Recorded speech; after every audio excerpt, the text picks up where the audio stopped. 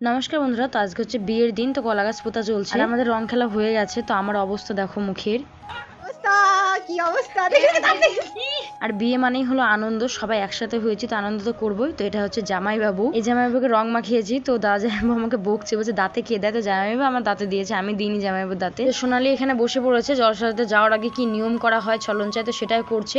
সোনালিকে শাড়ি পরিয়ে দিয়েছি, চুল বেঁধে দিয়েছে। তো কেমন লাগছে ওকে অবশ্যই কমেন্টে জানিও। আর আমিও একা একা শাড়ি পরেছি, চুল বেঁধেছি, তো আমাকেও কেমন লাগছে অবশ্যই কমেন্টে জানিও। তো সবাই রেডি হচ্ছে জলসাতে যাওয়ার জন্য, আর আমাদের এখানে ফটোশুট চলছে। তো বাজনা ঢাকে কি করছে কে জানে, বুঝতে পারলাম না অতটা। আর জেঠিমা মিলে মনে হয় তিল সিঁদুর দিচ্ছে। তো বাজনাও চলে এসেছে, আমরা এখন নাচবো।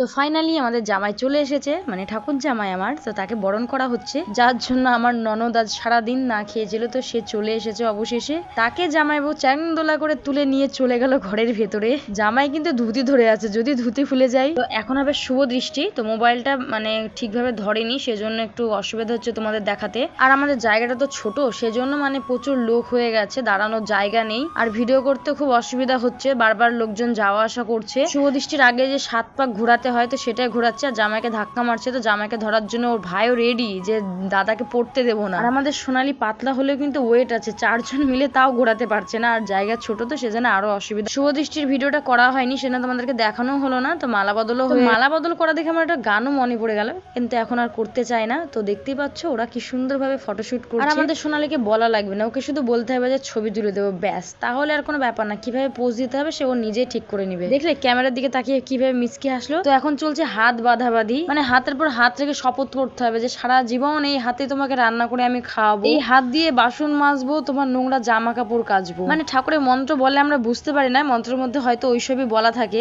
আর সম্রাটের হাত ধুয়ে দিচ্ছে সোনাই, মানে আমার দেওর। তো হাত ধুয়ে ধরে বসে আছে যে আমাকে টাকা না দিলে আমি হাত ছাড়বো না, আমারও তো কিছু দাবি আছে। দাবি দাবা শেষ করে যে সময়টার জন্য সব মেয়ে অপেক্ষা করে, তো সেই সময়টা চলে এসেছে, সিঁদুর দানের সময়। সময়টা মনের ভিতরে খুব ভয় কাজ করে। তো শেষমেশ সিঁদুর দানও হয়ে গেল। তো এবার মন্ত্র বলে লজ্জা বস্ত্র দিয়ে মুখটা ঢেকে দেবে। আর সেই সময়টাতে আমি গিয়েছিলাম খেতে, আমি দেখতে পাইনি অবশ্য। আমি এসে দেখছি সিঁদুর দান হয়ে গেছে, লজ্জা বস্ত্র দিয়ে মুখ ঢাকছে। তো তখন খুব কষ্ট হচ্ছিল যে আমি দেখতে পেলাম না। আর আমার ছোট বাচ্চা, তো আমার অনেকটা দেরি হয়ে গেছিল খেতে, 12:30 বেজে গিয়েছিল। তো আমি তাড়াতাড়ি গিয়ে তাও খেয়ে নিয়েছি। সিঁদুর দান দেখতে গেলে হয়তো 1-2 বেজে যেত, তো মেয়ের কষ্ট হতো, আমারও কষ্ট হতো। সিঁদুর দানের পরে আর থামাথামি নেই, বাসর ঘরে একটু বসে খাওয়া দাওয়া